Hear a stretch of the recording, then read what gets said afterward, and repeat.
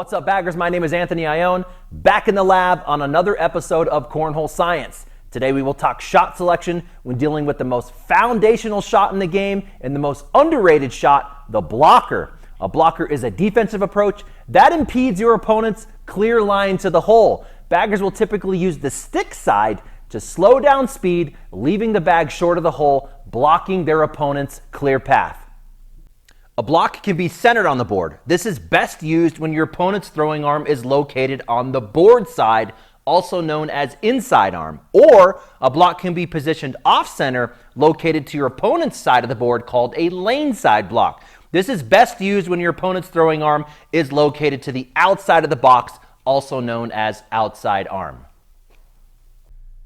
6 bags fit exactly between the hole and the front of the board. Each bag represents what we call a level.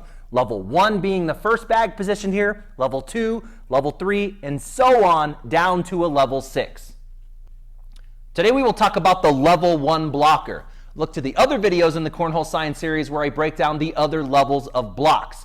Level 1. Let's start with a centered level 1 block. Again, this is the first bag position right behind the hole. Back block and replace. For my dirty style players being those who typically throw a high friction bag like this BG Viking or this BG Wizard, and these players typically excel by scoring off of a bunch of bag traffic in front of the hole. On pitch 1 through 3, back blocking or replacing are your by the book shots. Back blocking is placing your bag right behind your opponent's block, preventing them from pushing with their next bag. Whereas replacing is pushing your opponent in and assuming the level 1 block position yourself. For my fast bag players, and these are players who excel at running bags to an open hole, typically with a lower friction bag like the BG Witcher or even the slick side of the BG Shapeshifter, on pitch 1 through 3, pushing through a level 1 blocker is the by the book shot. Keep that board as clean as possible. Cuts and rolls. Other shot options skilled baggers have are the cut shot and the roll bag. Cutters will typically run into the blocker anyway, like a standard slide shot, and push or collect that blocker. Or cutters are unable to get in behind the blocker to find the hole, putting your bag on the back side of the hole. I actually don't suggest these shots on a level 1 block. There's just not enough room behind the bag, and your opponent's blocker is in such close proximity to the hole, there's statistically other shot options you should choose. So why throw a more difficult shot like a cutter when a less complex shot like a slide shot does the same thing on a level 1?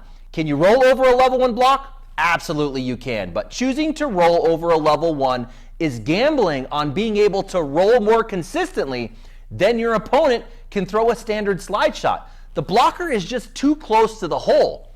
When you miss, your opponent can come behind you and push this blocker in with ease, maximizing points.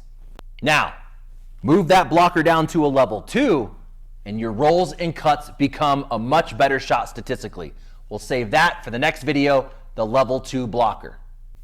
All right, let's talk airmail. When you are faced with the level 1 block, do yourself a favor, ditch the airmail on pitch 1 through 3. Now, Matt Guy will airmail over a level 1 block all day long, but none of us are Matt Guy.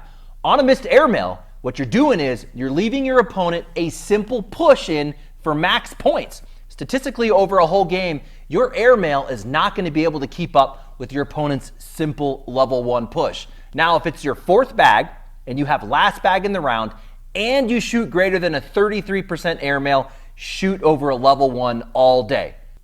Don't go short and knock your opponent in. Fire to the back of the hole and maximize those points. In summary, when faced with a level 1 block, now is not the time to get fancy. Keep it simple or you'll be handing your opponent simple points. Save your rolls and cuts for another time. Airmail only if it's your 4th bag and you have last bag in the round and you shoot greater than a 33% airmail. Instead, throw your normal slide shot with controlled speed, either pushing through this level 1 block, back blocking, or pushing everything kind of up closer to the hole. A standard slide shot with controlled speed is the key here. That's going to do it for today's episode of Cornhole Science. For players newer to the game, looking for basics in rules, regulations, terms, and gameplay, check out the series titled Cornhole 101. For more advanced players looking for quick to the point content, check out the Tips and Tricks series. All the content can be found on the Cornhole Science Facebook page as well as the Cornhole Science YouTube channel.